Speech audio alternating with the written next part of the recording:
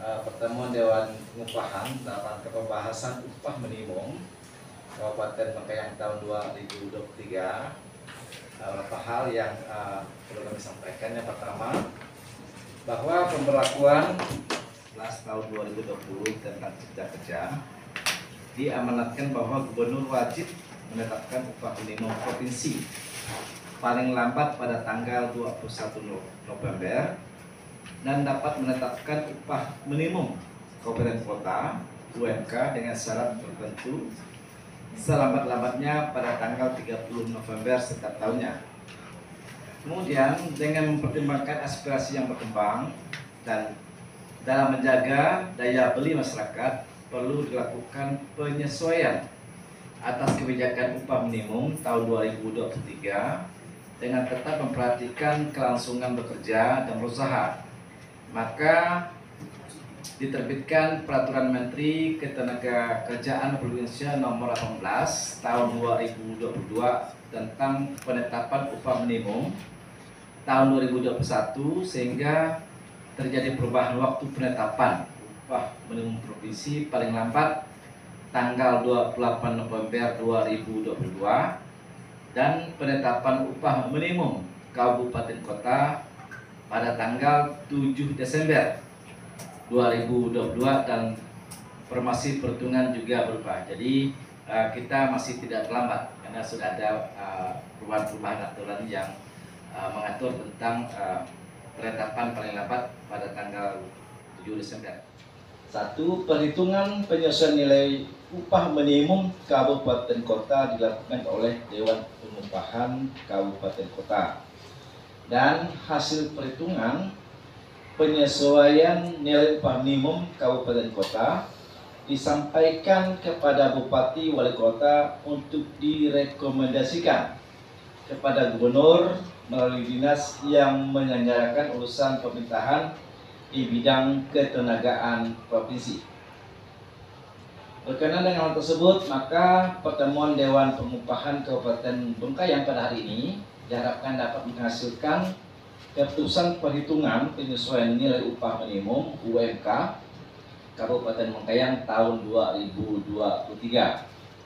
Selanjutnya, mekanisme pertemuan nanti paparan penetapan upah minimum Kabupaten tahun 2023 oleh Kepala Dinas Koperasi, UKM, Transmigrasi dan Tenaga Kerja Kabupaten Bengkayang. Kita tetap bersandar pada aturan yang berlaku. Jadi itu kata kuncinya yang dapat saya sampaikan. Mohon maaf atas segala kekurangan. Selamat pagi dan salam sejahtera bagi kita semua. Adil Kak Pelino, Bacara Menika Surga, Basengat Kadiwata. Ya, dan perusahaan yang ada di Kabupaten Bengkayang. Baik, sebelum kita masuk kepada forum diskusi, mungkin kami akan menyampaikan beberapa hal terkait dengan kebijakan pengupahan di tahun 2023. Jadi mohon izin saya sampaikan sedikit paparan untuk bahan diskusi kita semuanya. Kita mengacu kepada PP nomor 36 tahun 2021 tentang pengupahan, karena di sana memang sudah ditentukan cara teknis bagaimana ini yang menyangkut terkait upah minimum ya. Upah minimum berlaku bagi pekerja atau buruh dengan masa kerja kurang dari 1 tahun pada perusahaan yang bersangkutan. Sampaikan dasar-dasar dokumen-dokumen dalam rangka kita menghitung upah minimum 2023. Pengaturan upah terendah pada sektor usaha yang menengah dan besar. Memang ada, semua kita sudah tahu, itu besarannya 2.600.000 sekian ya. Kemudian yang kedua, variabel alpha merupakan indeks tertentu yang menggambarkan dilakukan dengan formulasi yang tadi ya, dengan upah minimum. Kemudian pertumbuhan ekonomi atau inflasi yang digunakan dalam formula penyusunan upah minimum merupakan nilai pertumbuhan ekonomi provinsi. Lanjut, nah ini kami menampilkan dua hal. Formula penghitungan dengan PP 36 dan nanti dengan rumusannya upah minimum tahun depan sama dengan upah minimum tahun ini ditambah penyesuaian nilai upah minimum dikali dengan upah minimum tahun berjalan. Nama saya Yohana Elsi, saya perwakilan dari Institut Santi Buana di bidang pendidikan. Begitu. Salam kenal semuanya bapak-bapak. Baik, menarik sekali pembahasan kita pada hari ini ya mengenai agenda tahunan ya Pak Kadis ya yang selalu dilaksanakan begitu. Terima kasih juga kami sudah dilibatkan untuk kesempatan ini. Gitu. Memang pada dasarnya tujuan dari penetapan UMK sendiri menurut pendapat saya itu kan agar hubungan industrial ini dapat terjalin dengan baik. Di hubungan industrial antara pekerja, antara pengusaha atau pemberi kerja dan juga pemerintah begitu ya. Jadi memang seperti yang disampaikan Bapak tadi juga bahwa dalam penetapan UMK ini kita harus memperhatikan keseimbangan dari para kepentingan secara khusus dari pekerja agar mendapatkan hak-hak yang layak. Kemudian dari sisi pengusaha atau pemberi kerja juga kemampuan dalam memberikan upah nantinya agar operasional juga dapat berjalan dengan lancar dalam jangka yang panjang sehingga tidak terjadi PHK begitu. Kemudian kalau dilihat lagi Pak, dan tadi kan sudah jelas ya Pak ya, sudah ada penghitungannya, sudah didapatkan berdasarkan formula dari Permenaker 18 tahun 2022, kemudian berdasarkan PP nomor 36 tahun 2021 memang sudah didapatkan angkanya ya Pak ya, dan ada perbedaan begitu ya, tapi tidak terlalu jauh perbedaannya. Kalau pada dasarnya sih kami memang juga tetap mengikuti dari pihak Santi Buana sendiri, kami mengikuti ketentuan dari pemerintah. Pada saat ini juga dalam sistem pengupahan di tempat kami, memang untuk UMK ini kami terapkan pada pekerja yang memang di bawah 1 tahun. Sedangkan untuk yang lebih masa kerja yang lebih dari 1 tahun, kami sudah menerapkan struktur skala upah. Gitu. Dengan kemampuan dari tempat kerja kami begitu Pak, dengan mempertimbangkan dari hak-hak dari para pekerja. Gitu. Kemudian juga di tempat kami, mungkin sedikit saya memberikan gambaran bahwa kami juga untuk pekerja yang dalam masa kerja 1 tahun juga tidak semerta-merta hanya diterapkan UMK begitu. Kami juga untuk pekerja yang belum 1 tahun pun kami sudah bisa menerapkan penggajiannya menggunakan struktur skala upah. Jadi tadi itu berdasarkan itu tadi pendidikan seperti yang tercantum dalam pasal 4 itu kan pendidikan kompetensi, kami mempertimbangkan hal-hal tersebut gitu. Jadi pada hari ini nanti kita mungkin bicarakan bersama, diskusi bersama dari teman-teman yang lain juga bagaimana untuk penetapan UMK tahun 2023 tahun depan, tapi juga perlu kita memperhatikan itu tadi kemampuan dari pihak perusahaan agar nanti benar-benar yang kita tetapkan ini, kita tugas penting ya, tugas besar karena ini akan diterapkan di Kabupaten Bengkayang begitu. Jadi kita yang diberikan kepercayaan ini pada hari ini agar dapat menggunakan tugas kita, menjalankan tugas kita dengan baik. Begitu sih kalau dari saya Pak. Terima kasih atas kesempatannya. Ini kebetulan lagi ada kegiatan juga Pak. Nah, jadi menyampaikan permohonan maaf dari beliau juga Pak. Itu juga sudah cukup tercover sebenarnya Pak, cukup tercover dan dilihat juga dari jumlah penduduk, jumlah anggota rumah tangganya juga gitu.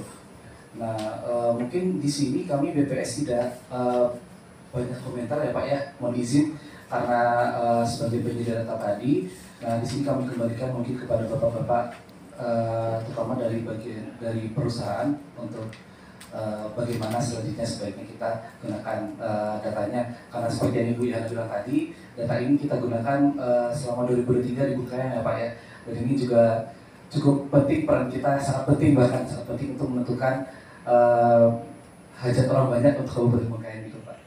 Di Kabupaten Bengkayang kami sebagai pengusaha ya tetap berharap bahwa upah itu seminim mungkin kalau bisa. Tapi karena kita bernaung di bawah peraturan pemerintah berdasarkan Permenaker manual yang sudah disebutkan tadi. Ya kami sebagai pengusaha tetap mengikuti aturan yang berlaku sesuai dengan turunan-turunan undang-undang perda yang sudah diatur di daerah masing-masing. Jadi kami sebagai pengusaha tidak merasa keberatan kalau memang sudah ketentuan dari kementerian dan turunan ke perda dan dari Kabupaten Bendungan juga sudah menetapkan itu upah minimalnya, ya kami sebagai pengusaha tidak merasa keberatan. Terima kasih Pak. Paparan dari kepala dinas tadi, kami juga coba membaca Permenaker 18 tahun 2022 ini tentang penetapan upah minimum tahun 2023. Nah itu artinya kita tidak lagi menggunakan PP 36 ya Pak ya, 36 tahun 2021. Terima kasih juga kepada jajaran Dinas Ketenagakerjaan yang sudah membantu kita menyediakan berbagai formula perhitungan. Sebelum saya masuk ke formula perhitungan atau hasil formula perhitungan ini, kalau kita berbicara keinginan, tadi kita sudah mendengar keinginan dari kawan yang mewakili pengusaha kan tetap berkeinginan upah itu ya serendah-rendahnya. Kalau kami yang mewakili pekerja malah kebalikannya. Ini kan kita berbicara keinginan. Saya sependapat tadi dengan rekan dari pengusaha. Bagaimanapun kita di bawah naungan pemerintah sekaligus aturan yang sudah ada, maka saya dari SPSI sependapat kita memakai formula Permen 18 tahun 2022 ini. Saya mengusulkan kita memakai rank 03 Pak. Jadi ada di sini kenaikannya 7%-an. Saya pikir ini sudah lumayan lah ya. Dari tahun kemarin. Jadi sudah dijelaskan tetap memperhatikan masalah kesempatan dan peluang kerja Pak Kadis. Untuk tahun-tahun sekarang sebenarnya kebanyakan pekerja kita atau hal pertama yang mempengaruhi tingkat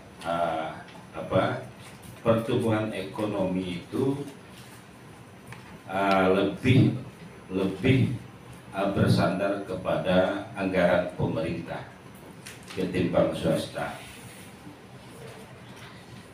Nah, pada forum ini walaupun agak menyimpang, harapan kami supaya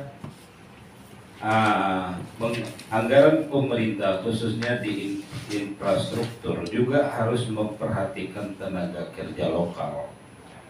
Karena bagaimanapun ini sangat berefek kepada pertumbuhan ekonomi di daerah kita.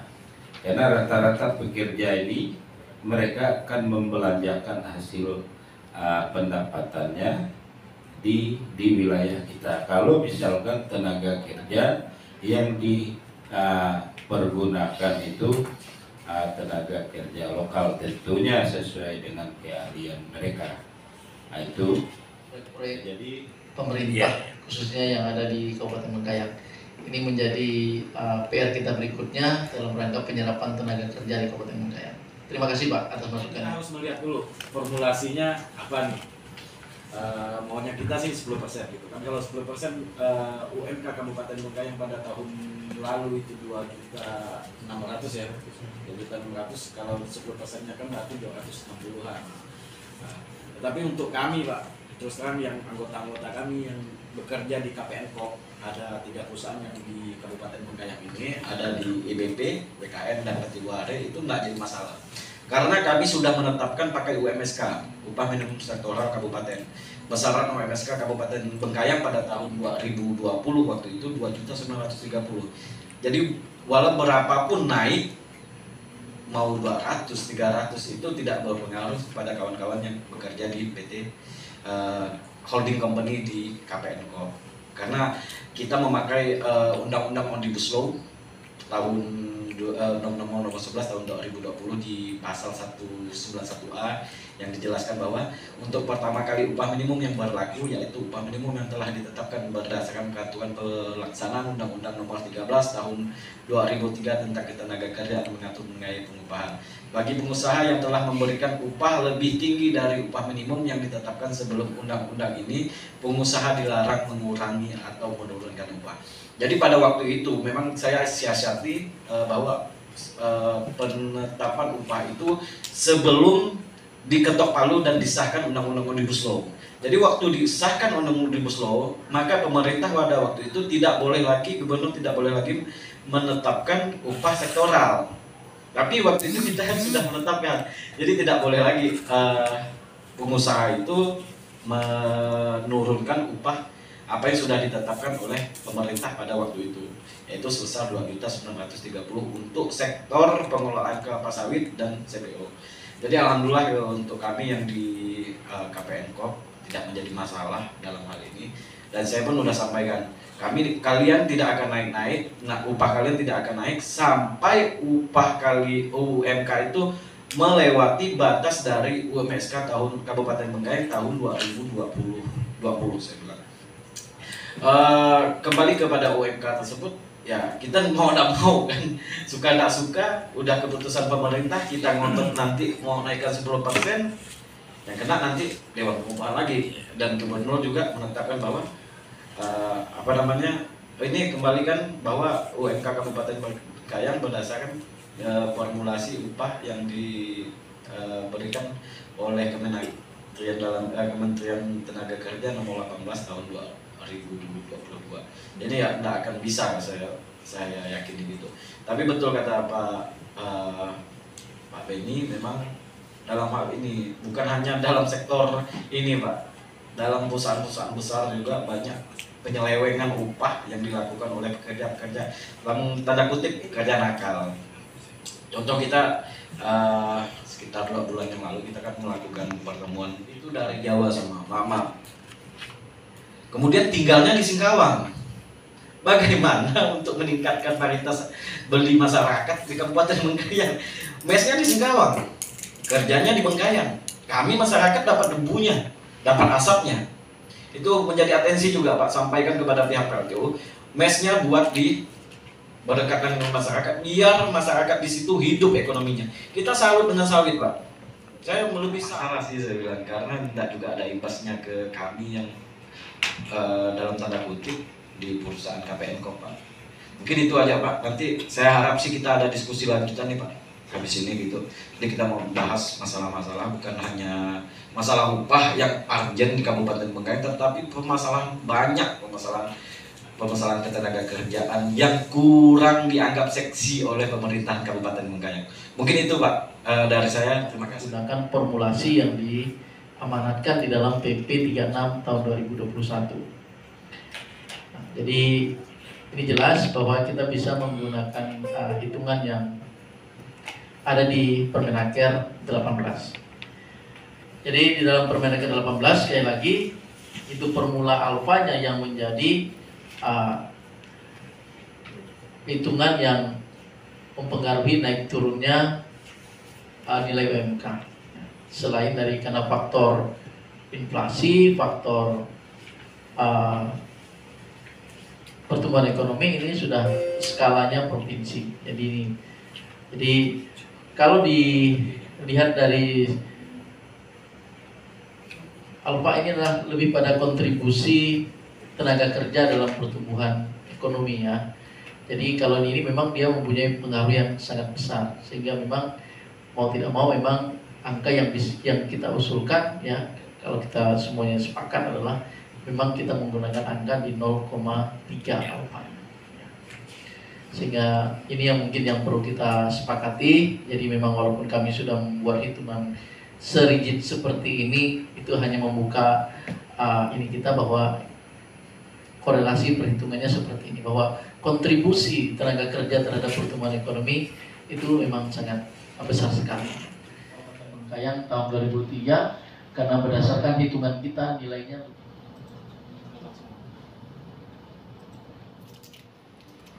ini bahasanya masih kacau. Nah, mungkin sedikit saya jelaskan kondisi di tempat kami, Pak, di Santi Buana, Institut Santi Buana. Jadi, Santi Buana ini itu kan perguruan tinggi di bawah naungan yayasan ya, Pak, ya, Yayasan Santo Yohanes Salib yang bertempat kedudukan sesuai akta pendiriannya di Bandol Landak, begitu, Pak. Nah, secara khusus juga untuk ketenaga kerjaannya, itu kami semua statusnya adalah pegawai yayasan, begitu, Pak. Nah, karena pegawai yayasan ini yang terletak di Bandol Landak, jadi untuk pendaftaran ketenaga kerjaan online-nya juga kami masukkan, kami input itu ya sesuai dengan letaknya tadi, Pak, di Landak, begitu, Pak. Jadi mungkin nanti ketika di sort tadi kan karena Bapak bisa tarik data ya, Pak, ya.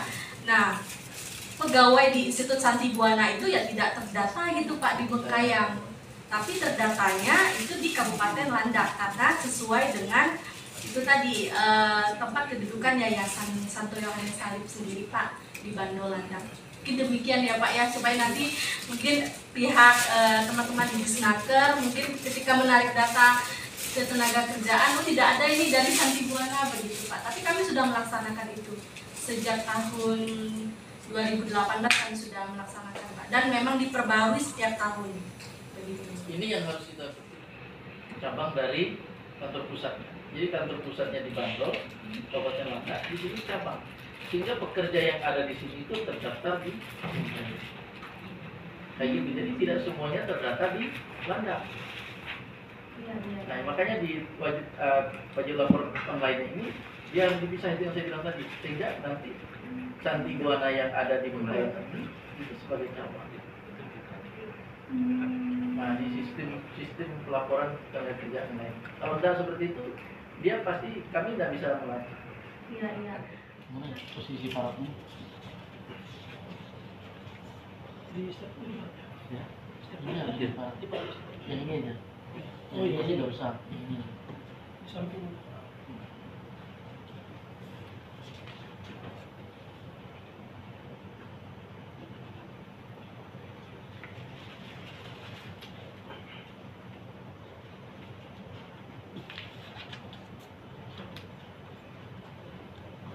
Sesuai urutan aja.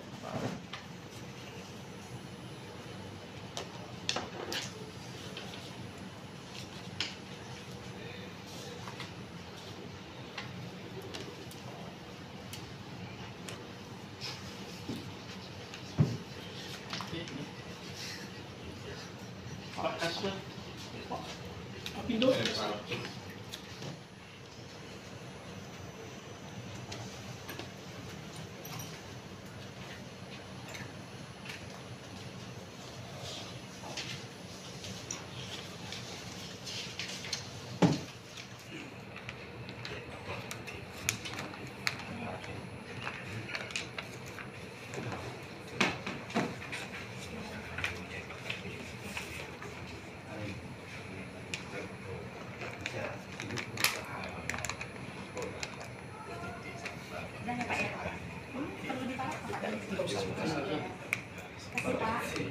Yang dibilang Jokowi itu. Bagus berarti.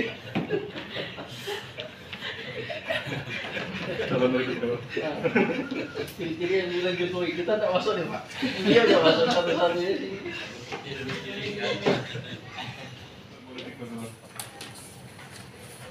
Akhirnya masuk. Wah, asik.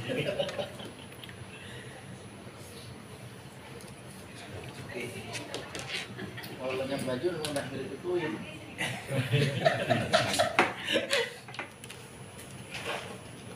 Sama minta tangan nanti.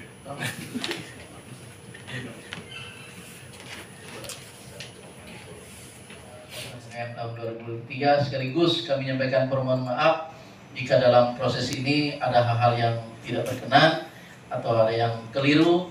Mungkin mudah-mudahan mohon dimaafkan dan menjadi bagian dari evaluasi kami dalam penyelenggaraan kegiatan-kegiatan kami di kegiatan yang berikutnya. Demikian, terima kasih sekali lagi. Selamat siang, salam sejahtera untuk kita semua. Adir kata Leno, Bacuramin Kak Saruga, Basengat Kak Jubata. Silakan. Ada. Oh, iya, banyak. Jadi saya Pak. Saya baru pertama ketemu Pak. Pak, terima kasih. Terima kasih. Pak, terima kasih ya Pak.